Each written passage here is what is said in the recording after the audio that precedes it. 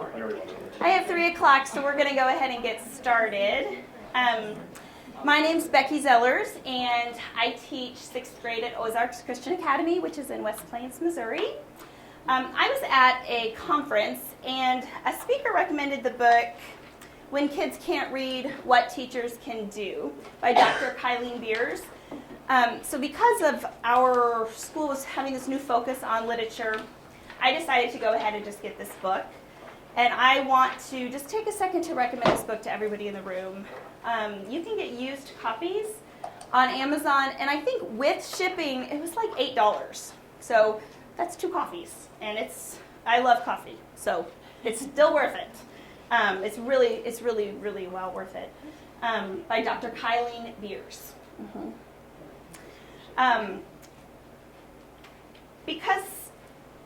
In the first few chapters of this book, Dr. Beers is observing a new teacher teaching a literature class, and in the class, they read this story, and they had this great discussion about the story. And afterwards, Dr. Beers asked the teacher how she thought it went, and the teacher said, "Oh, great." She goes, "What makes you think so?" And she said, "Well, they really understood the story after the discussion. I was helping them with comprehension." She said, "I see.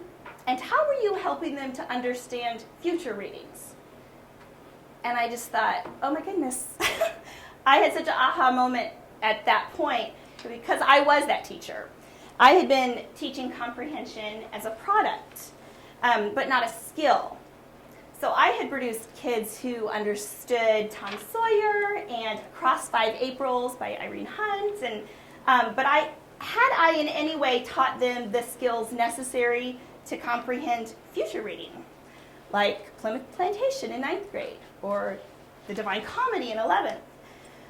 Like some of you, I was reading, having them answer comprehension questions, and then discussing to see if they understood.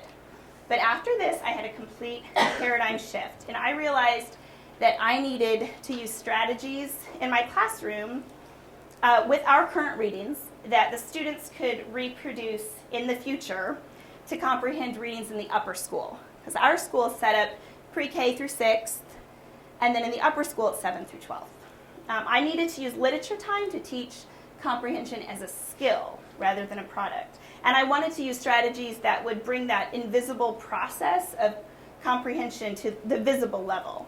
So some of the strategies I'll be talking about are from this book. Others are ones that I've come up with.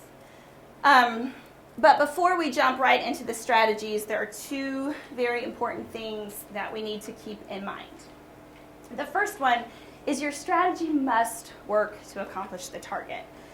I know that sounds really simplistic. Like, what? Of course it does. But each of these strategies focuses on a different aspect of comprehension. So I've used strategies to just get the students to start thinking, such as an anticipation guide.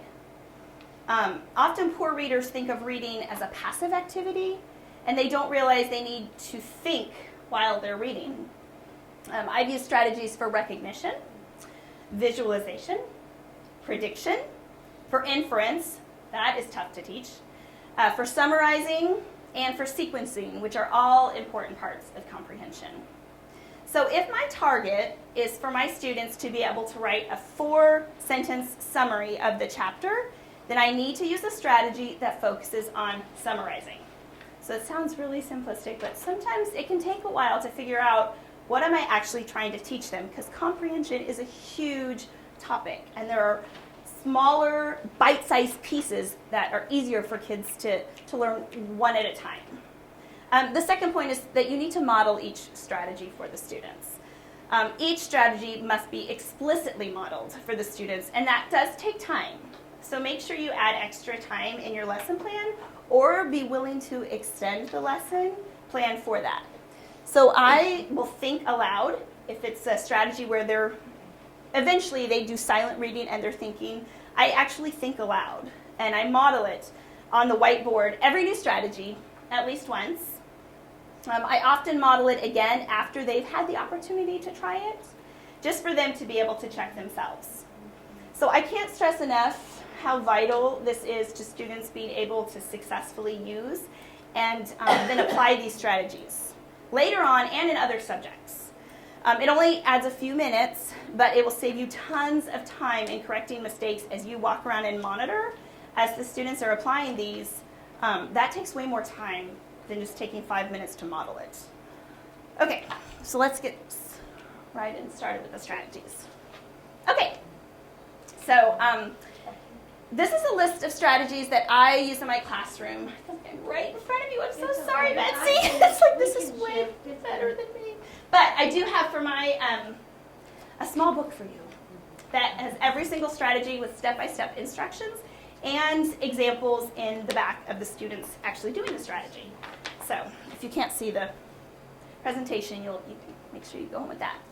So here's a list of strategies. I don't have the time to go through all of them, but I will try to go through the first 5 or 6. And then my handouts, like I said, they'll give step-by-step instructions and examples for you to see. So these strategies focus on different aspects of comprehension. Some are used for solitary, silent reading. Others are used for small group reading. So in my classroom, I do about a third split. A third of the time I read aloud, and we do strategies with that. So they can hear the cadence of reading, they can hear expression, they can hear the way things are pronounced. So I will always read aloud the first chapter or 2 of a book. So the characters' names are pronounced correctly, and the setting, so they just have an idea. And then I do group reading for about a third of the time. I have 9 students this year. It's wonderful. I had 20 last year. And so I do 3 groups of 3 often. It works great. So we'll have, and then about a third of the time I do just silent reading with the kids. So we have all 3. So this first strategy is called Somebody Wanted But So. It's a comprehension strategy that's a summarizing strategy. I like this strategy for many reasons. It's adaptable for younger students, which is great if we have 3rd grade teachers. It's great. I love this strategy. It works well with anything, with any novel. It's super easy to learn. But my favorite thing about this is that students, they easily internalize this, and then they can transfer this strategy to other subjects. And the students like it because it takes something daunting and confusing like, okay, summarize this chapter, and puts it into chunk-sized, doable tasks that they can accomplish. So the first thing I did was I read this chapter in Tom Sawyer aloud to them, and then I modeled this on the whiteboard. So this is my classroom. And so I read the chapter, and I said, okay, so how does this chapter start? And you will have an audible conversation with yourself, and they'll watch you, and it might seem awkward the first time you do it, and the kids kind of laugh because it's funny, but it's really helpful. So I said, okay, so this chapter started out with Tom. Okay, Tom, he's my somebody. What did Tom want? Okay, and I might even flip through the chapter again. Oh yeah, Tom wanted Becky to be friends again. Okay, so Tom wanted Becky to be friends again. So why weren't they friends? She didn't want to make up, but she didn't want to make up. But then what happened at the end? So they both went to school angry. So I wrote it out for the kids. Okay, who's next? Becky. And what did Becky want? Well, Becky wanted to see this teacher's book. Just curious, how many of you guys have read Tom Sawyer? Okay, so at least a few of you know what I'm talking about. So Becky wanted to see this secret teacher's book that he kept under lock and key. So to see the teacher's book. But what happened? But she tore the corner of the book when Tom came in, and so she ran away bawling and terrified of a whipping. So even after just 2 times, the kids are starting to get this. I ended up doing all 4. Mr. Dobbins wanted to know who ripped the page, but the students were silent, so he started questioning each student. And then Tom wanted to save Becky, but didn't know what to do. So he lied and said, I done it, which the kids think is hilarious. And then what I did, so there was just a little bit left of this chapter, and I said, okay guys, let's finish this together. So who's the next character? How does it end? You'll have a couple hands go up. Becky. Okay, good, Becky. And what did Becky want? You might have a couple different answers. Well, Becky wanted to thank Tom, right? So we ended up doing this one together. Becky wanted to thank Tom. but he had to stay 2 hours after school. So she waited for him and they made up. Now, so I modeled this whole thing for them. Now the next class, I had them break into groups of 3 and read aloud, so they take turns reading, and then do Somebody Wanted But So as a small group while I monitored.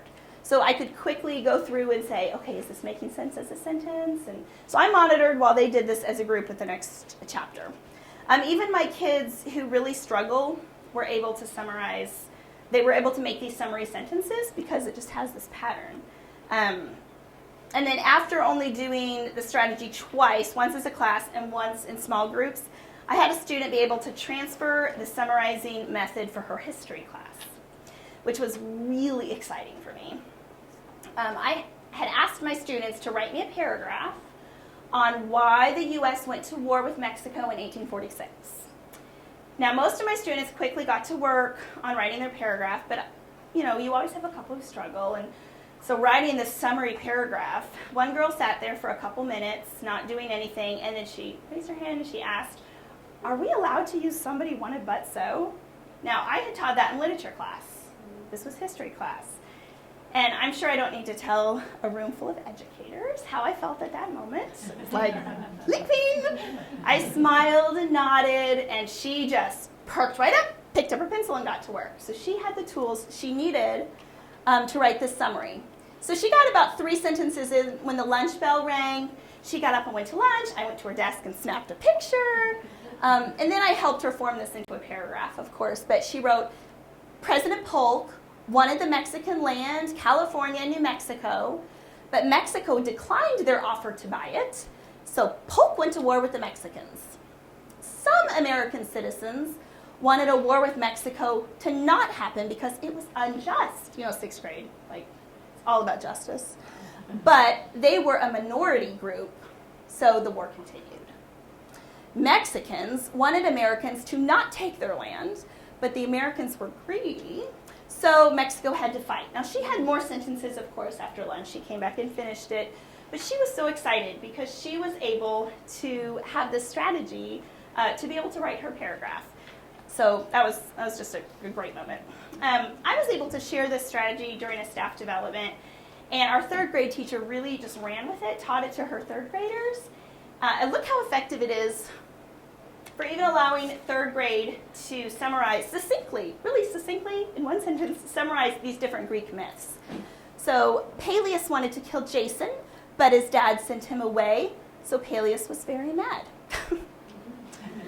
Jason wanted the throne, but his uncle said he had to bring him the golden fleece, so Athena gave him a magic oak branch to protect his ship. King Eurystheus wanted the golden apples, but Heracles had no idea where the tree was, so Athena helped him. Jason wanted the kingdom back when he was 20 years old, but his evil uncle said no, so Jason had to go get the fleece. That was so cute. He wrote the fleece. I had to put that in because I'm like, oh, the fleece. Isn't that adorable? I know. I loved it.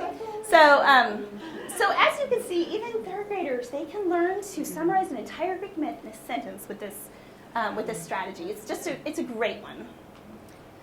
Okay, so the second comprehension strategy is also a summarizing strategy.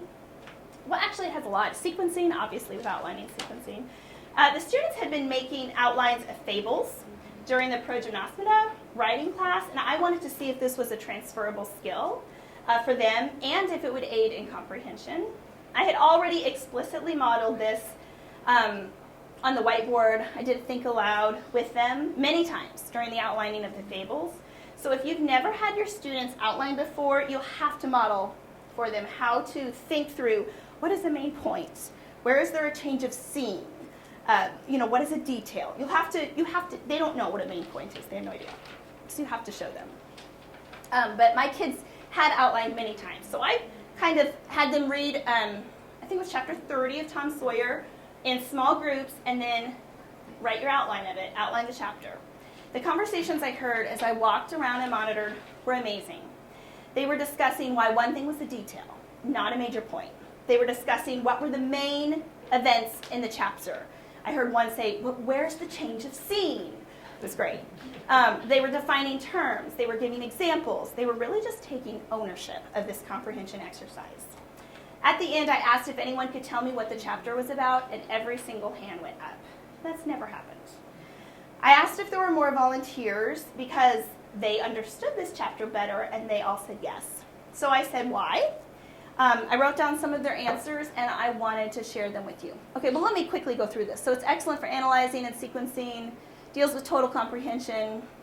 They said this chapter they understood the best.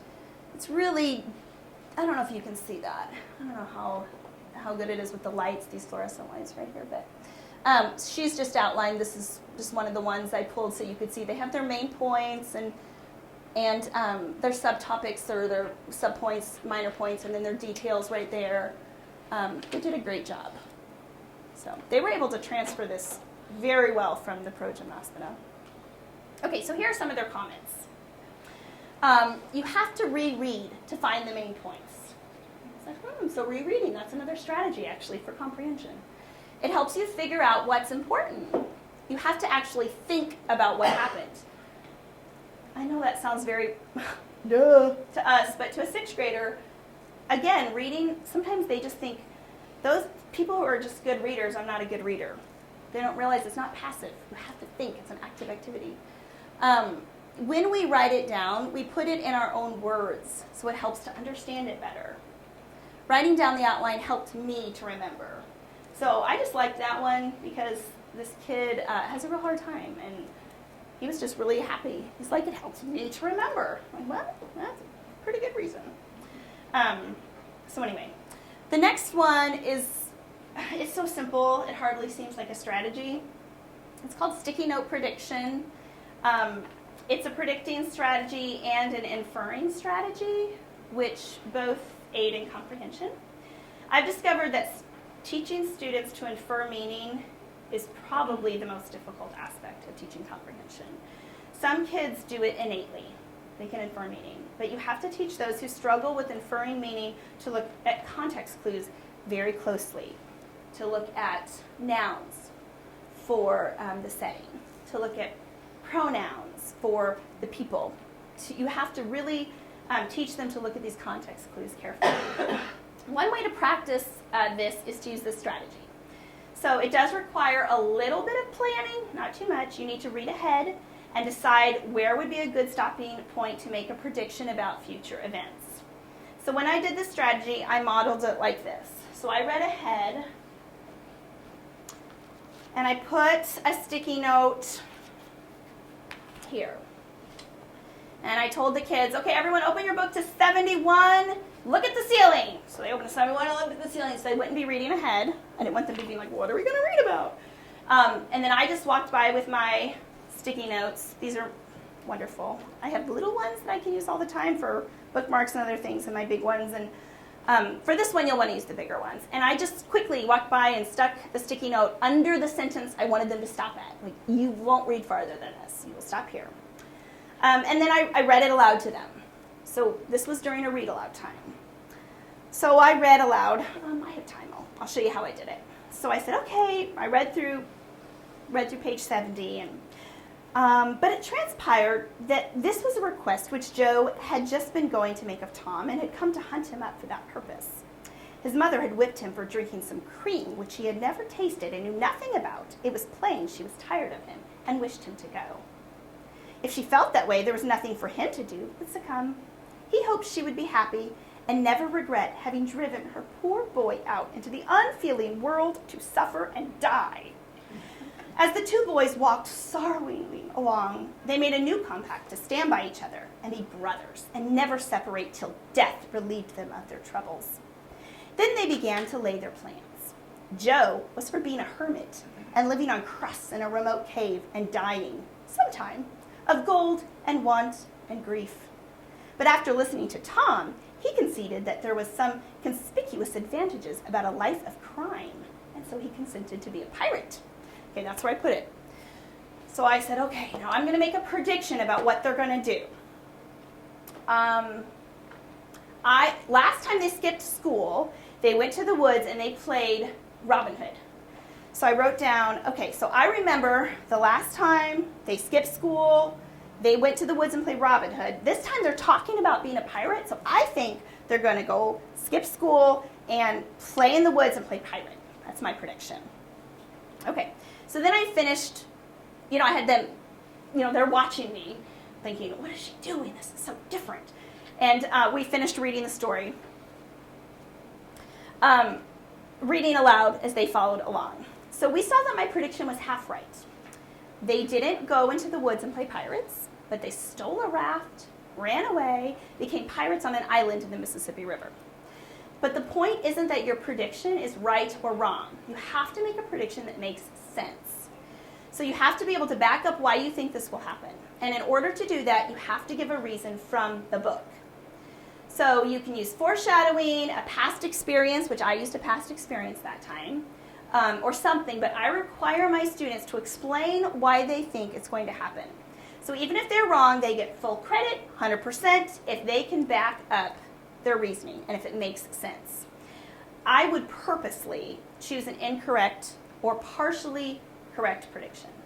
Just so they understand to be successful, you don't have to be exactly right. That's not the point. Okay. So before they start their silent reading, I use this a lot for silent reading, I have them open their books to a certain point. I picked out before, I walk around and I put a sticky note there. And then they are to read to that part, they stop, they write their prediction, and then they keep reading to see if their prediction was correct.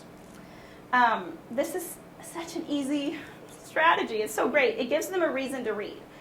They are actively ahead of time thinking because they know they have to support their prediction. Or I'm just like, you didn't support that prediction, do it again, or, for this time you didn't pass.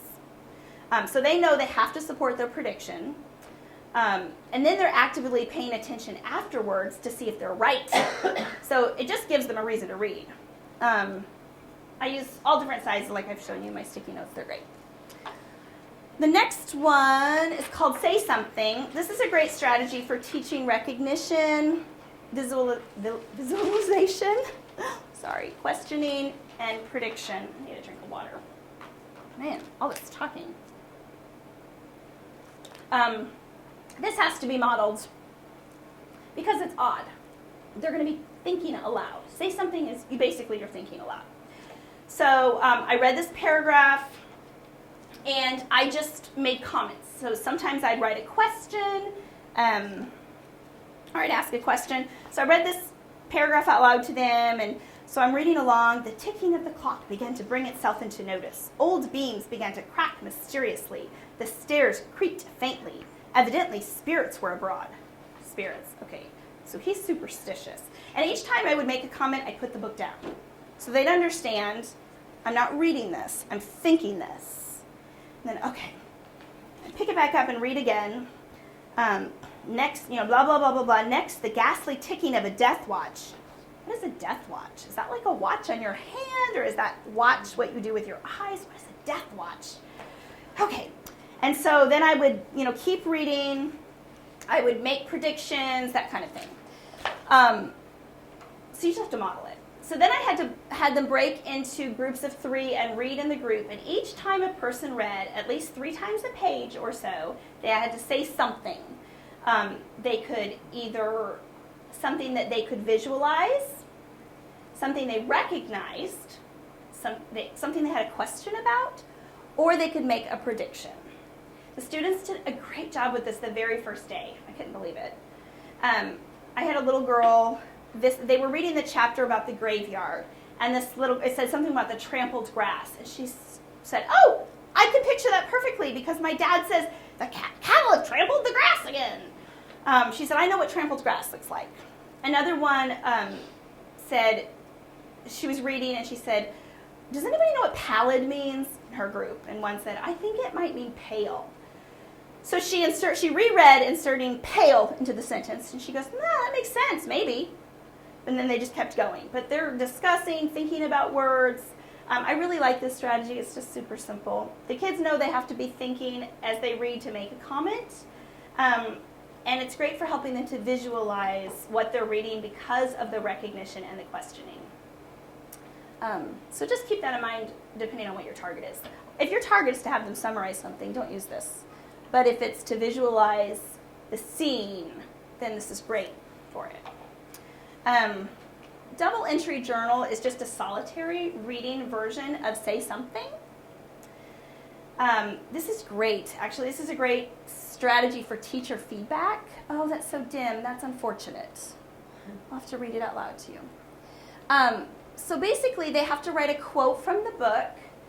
And I like them to do page numbers, but this person didn't. And then they have to have their response.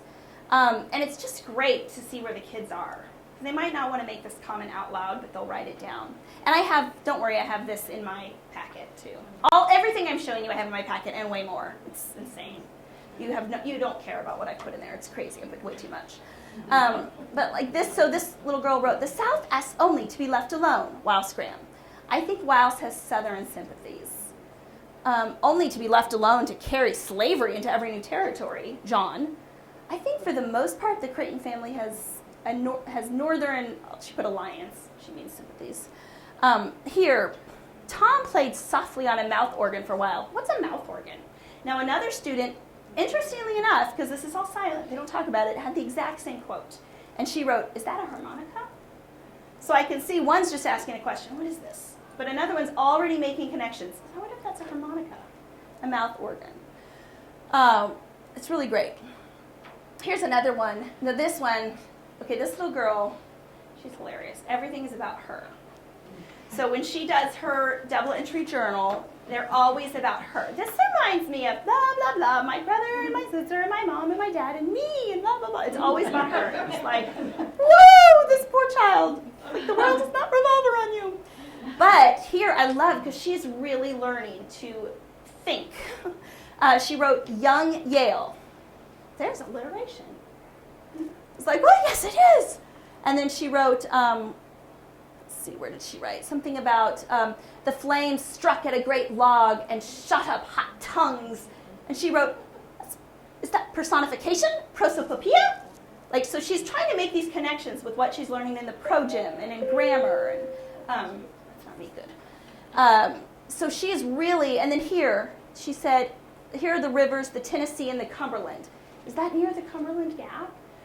Like, so I'm just so pleased. By third quarter, she is really starting to, and this is across 5 Aprils, so this was third quarter.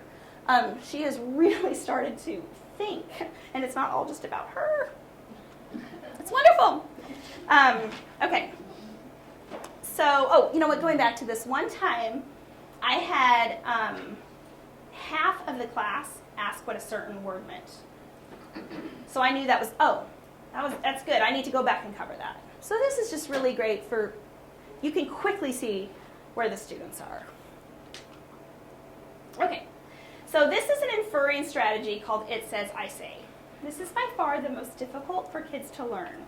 Please be patient with them. It's very, very good, but it's difficult. It took about 4 times before I had one boy actually write an answer that made sense.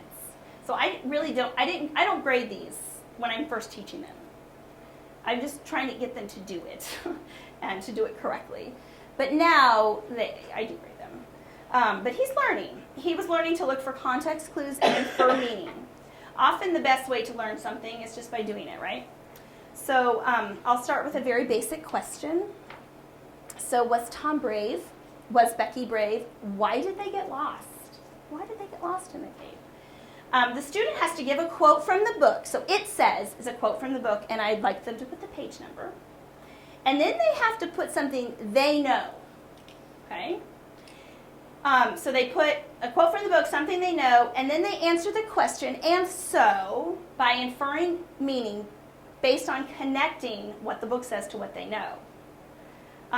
So because part of this is connecting what the book says to what they already know to come up with the inference, you'll have different answers. That's encouraging for students because they don't have to have the exact answer for it to be right. So for example, I chose ones to show you where they all had different answers on the bottom and they were all right. And they all got full credit. So why did they get lost? Okay, on page 159 it says, and at once the ambition to be a discoverer seized him. I say they wanted to be explorers, and also they saw beautiful cave things that enticed them, and they went deeper and deeper in the cave. And so they got lost by following one little thing, and everything went downhill from there. This one says, why did they get lost? On page 161, it says, oh, Tom, you didn't make any marks. I say, Tom didn't make marks on the wall so they could find their way back. And so they got lost. Well, those are both reasons why they got lost. This is the little boy who I said, his first 4 times we did it just didn't make sense at all. Like, he wasn't getting it. I thought, oh, Lord, I don't know what to do to help him understand how to infer meaning. But he got this one. Why did they get lost? Okay, page 1, why did they get lost? Page 160, the bats chased them a good distance. I say, so if they were being chased by bats, they just ran. And so that is how they got lost. I was like, yes! I called him up to my desk and I was like, you did it. This is right. This is why they got lost. They were being chased by bats. I would run too, screaming. He's like, me too. Okay, so this one's from Across 5 Aprils. It says, I say. So this one, what I did is I combined sticky note prediction with this. I had them open up their pages to a certain book, to a certain page, so open their books to a certain page. And I went by and put a sticky note where I wanted them to stop reading. And then I said, okay, guys, you're going to make a prediction, but you're going to do it with it says, I say. Who is it? Because the last thing they read is put down your gun, Jeff. And who is it, and why is this person hiding? So I combined the sticky note prediction in this one. So who is it? It says, put your gun down, Jeff. I say, the only people who call him Jeff is his family. People is. We don't work on grammar on that one. And so I think it is Ebb. Why is this person hiding?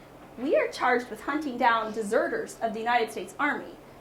Well, I say if someone was chasing me, I'd hide. And so he's hiding from these men. So he got it. It's like, it's great. Okay.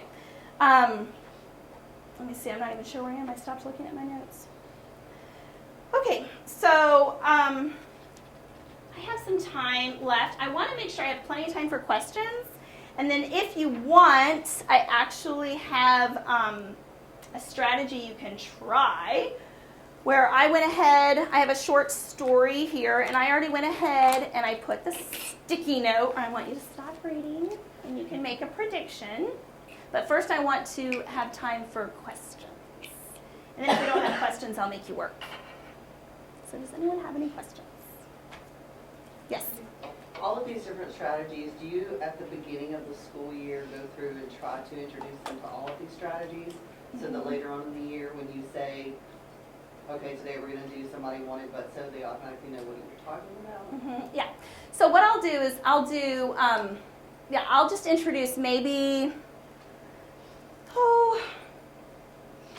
4 a month or something. So maybe just 3 or 4. But we repeat them until they really get them. And then I'll introduce a new one, but we keep going back. And then I'll introduce a new one, we keep going back. So now I have strategies that I can just write, do, show, share. Somebody wanted but so. I don't even double entry journal. It says I say. I just write them down now, and they know them because we go over them so often. I do strategies probably 3 times a week. 3 out of the 5 days. I teach literature 5 days.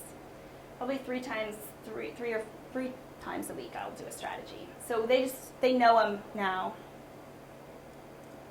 And up to what grade level do you use these? Well, her book is up through really 12th grade. I mean, you can use them because a lot of kids have never been taught how to comprehend things. But I think that younger you start, hopefully, you can prepare them. So I only teach 6th grade. So Some of these I've used in 7th and 8th, and if they're exposed to them earlier, then it doesn't take me near as long. Not only do I have to teach it, but I'll be reading aloud and I'll just go, oh, why did you do that? So without even having to actually say the strategy, now they're able to come back and say, oh, here's why, here's how this, what's happening there? Oh, here's what's happening. So whenever our junior high kids kind of can do it a lot quicker, I think they can get to it quicker. And that's the goal, right? I Right, mean, we're that's what trying you to wanna do. motivate the learner, the law of the learner. I mean, we're trying to motivate them and help give them something they can carry through that they can use in the future. You know, when I don't have them anymore and I can't sit down with them and be like, okay. And I will ask my kids now, I'll say, okay, so if you're, you know, what strategy would you use to try to understand this? Or sometimes I'll give them something hard. For example, the Think Silently, which I don't have examples up here, but it's in here. So I gave them this poem by Langston Hughes, and they just write comments with each rereading of it. Oh, and I didn't talk about too much. I can talk about some of the other ones, but it's great. Like they'll tell me, you know, what strategies they can use to understand this, and then I know, okay, they have this, they own it, they can take it with them to the upper building. Mm-hmm. Can you explain the syntax surgery? Okay, yeah. So syntax surgery. Yeah. So I have an example. I just want these now. Should I just pass them out now? I think we can do it really quickly, probably. 1, 2, 3. Do you guys want mine? Sound enthused, Stacy.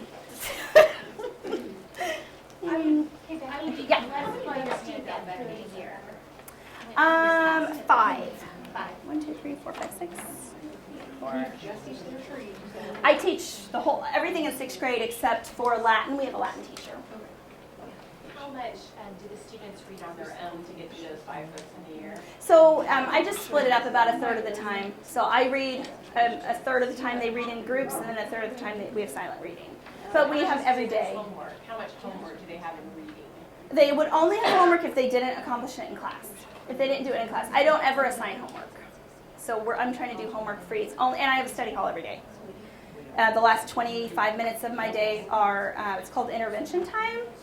And that's a time where I will pull 1 or 2 or 3 students aside and work with them on something, but then the rest will have that time as a study hall that they can finish their work. So if they don't finish it, then they will have it, but I try not to do more than I think they can read in that 30 minutes. So. Okay, someone asked a question about syntax surgery. Okay, so syntax surgery, so at the very back, unfortunately I didn't number those, but I think it's the second page from the back. So if you just want to start at the back, it's the easiest. The very last page is an anticipation guide I made, which we can talk about. Those are really fun, actually. The kids have great discussions. So syntax surgery, here's an example. I would write this on the whiteboard. He put down $10 at the window. The woman behind the window gave $4. The person next to him gave him $3, but he gave it back to her. So when they went inside, she bought him a large bag of popcorn. Now, I never read these aloud. Never. Because you have these auditory learners that will understand it when you read it. But I want to see if they can read it and comprehend it. So I don't read these out loud. So then I give them 4 minutes. I pass out a note card. What's going on? Very few, when I first started this, I think I had maybe one kid who knew what was going on. They're like, what? There's this money, these numbers. It's just, So syntax surgery, then, what I do is I will go through and walk with them. Okay, what are the nouns? Okay, so window. Okay, so there's a window where we are. There's these people. Okay, how many people? So we'll look at the pronouns, that kind of thing. Popcorn. Oh, a bag of popcorn. Where can you get a bag of popcorn? So I'll teach them that the nouns set the setting. And the pronouns, we talk about those being the agents or the characters. A woman, noun, but for the most part, you can look at these pronouns, the she, the him, the he, her, and figure out how many people are involved. There's this woman behind a window, and then there's a woman right next to him. And then we can look at verbs to find out the action. So what are they doing? Okay, put down. He's putting money down at a window. Then this woman behind the window, she gave. The person next to him gave, and he gave. And then they went inside, so they're moving. And then they bought. So the verbs show the action. So basically, you're just going through the parts of speech and showing how the parts of speech can help you comprehend what's going on. And then they'll figure out, oh, Are they at the movies? Is he on a date? And then they start laughing. They're on a date!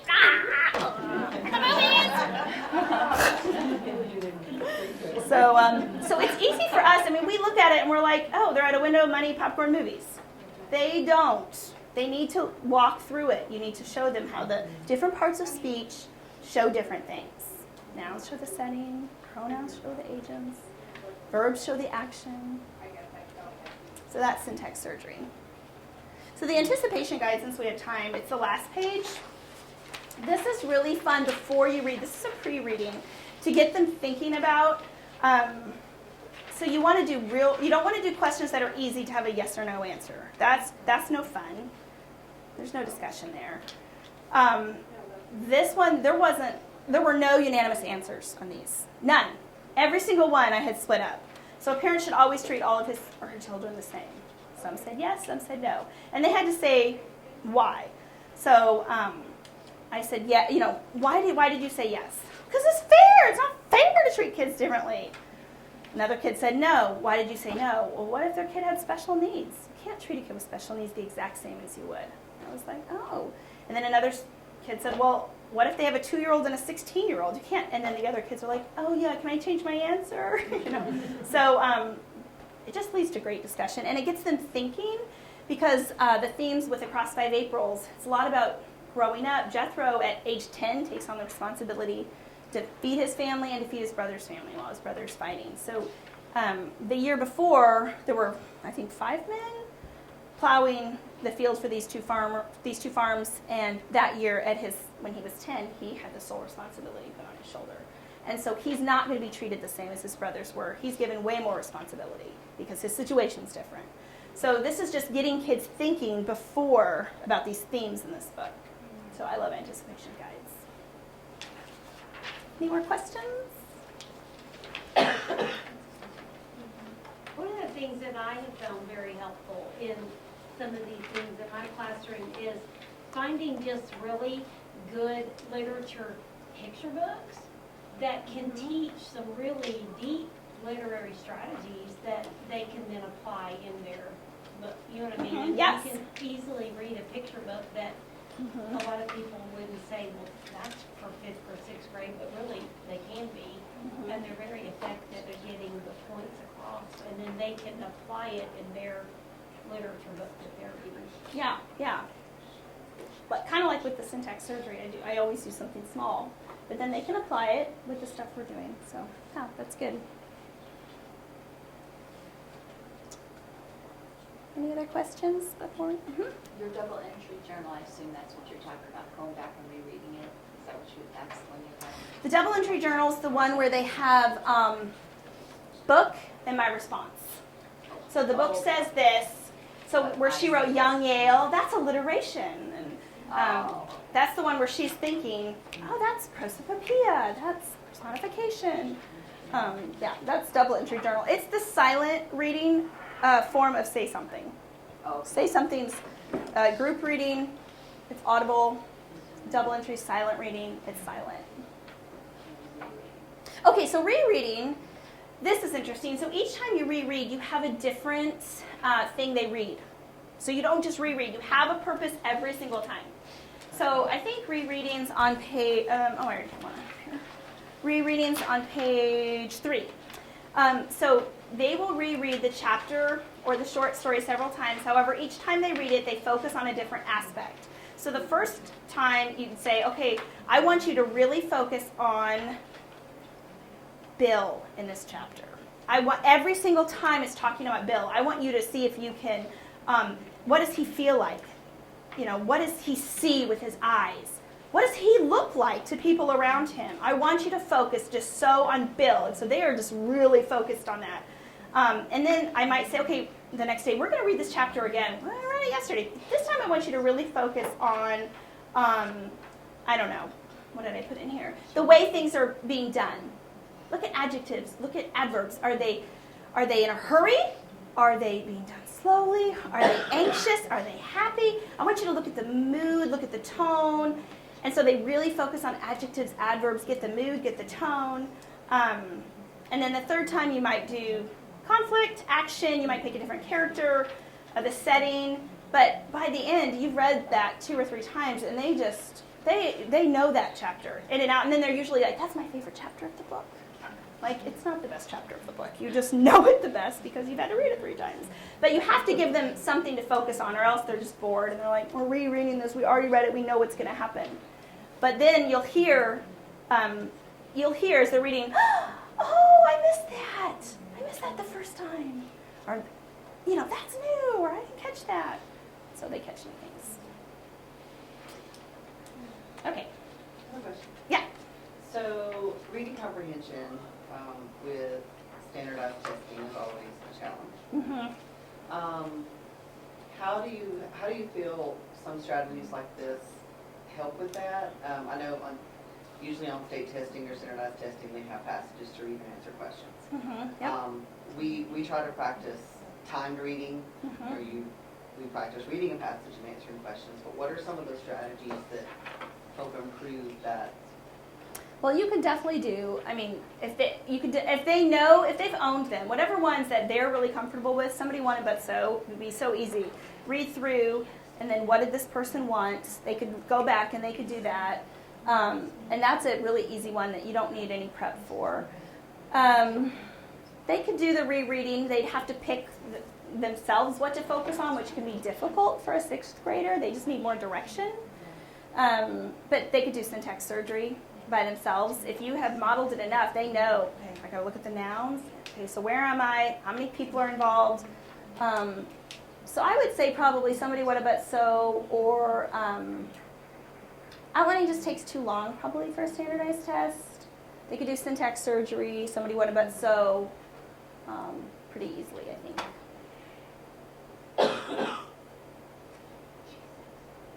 Yeah, I've had my 5th grade teacher actually even just told me today that his kids, like he's just started doing this all the time. The somebody wanted but so.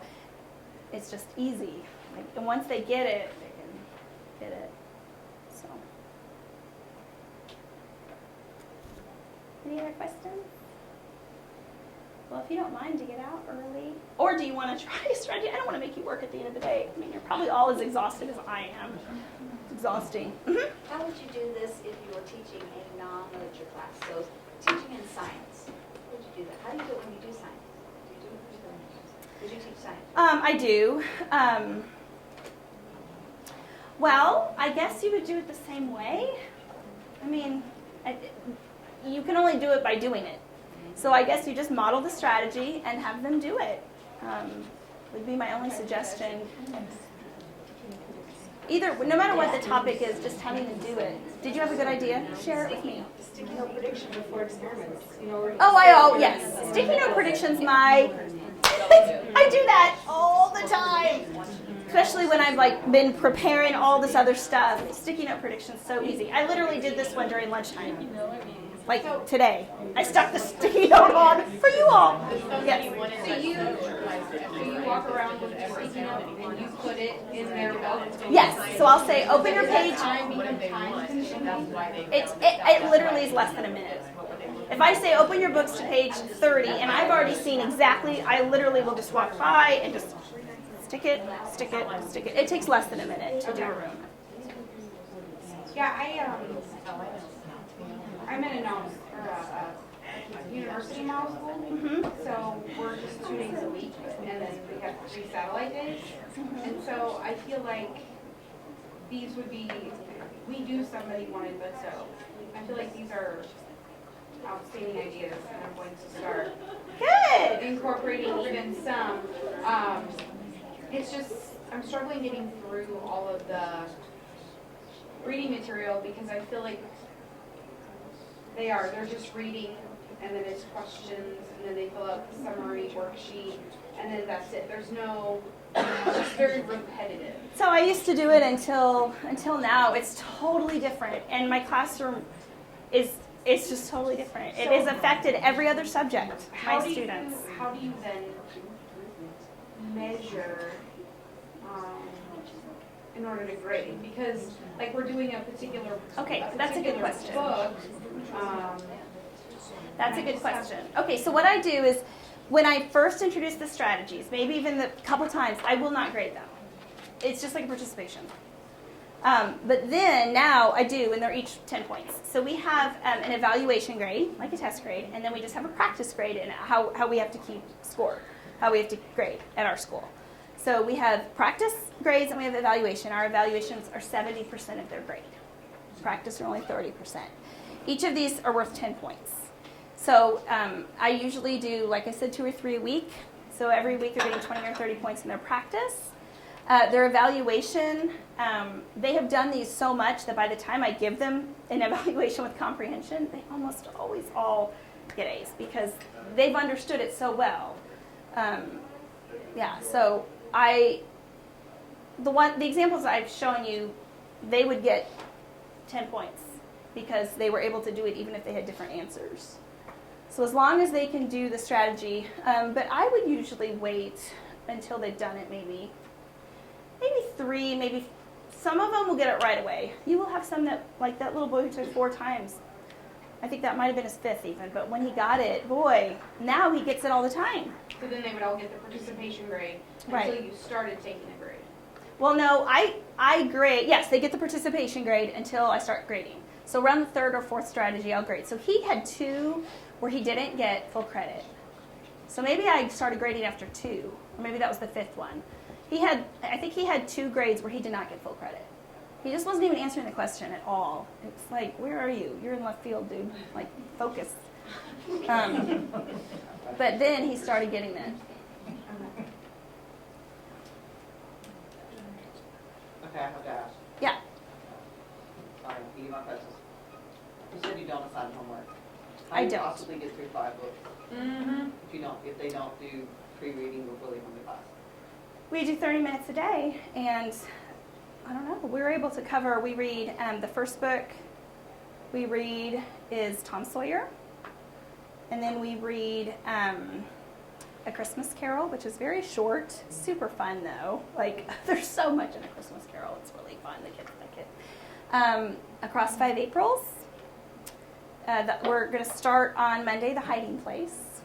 The Hiding Place, yeah. And then we're going to do, this year is a different one. I'm going to do Dietrich Bonhoeffer. It's going to be a biography. But the prophet, was it prophet, priest, not priest, prophet, something and spy, martyr and spy? I don't know. But we're going to, it'll be the first year we do that one. So it's the student edition. I'm using the student edition because it has pictures. No, it's a student edition. But yeah, like The Hiding Place is not small. And so if reading 30 minutes a day, I mean, they're able to do it. Now, some of them, I have a little girl who has dyslexia, and she will read at home a lot. She doesn't get through it all because she reads slowly, but she's doing great, and she can read everything they read. She just has to read it more slowly, and she reads at home. Do you do annotations? I don't know what that is. Your students will annotate their book, their chapters? Oh, you mean annotations. Sorry, I wasn't thinking. No, we will. No, I really don't. Well, I mean, we do the outlining, and I mean, they'll write some stuff about it, but no, I really don't. I'm really focusing on comprehension skills this year. Like, hi guys, waving for the door.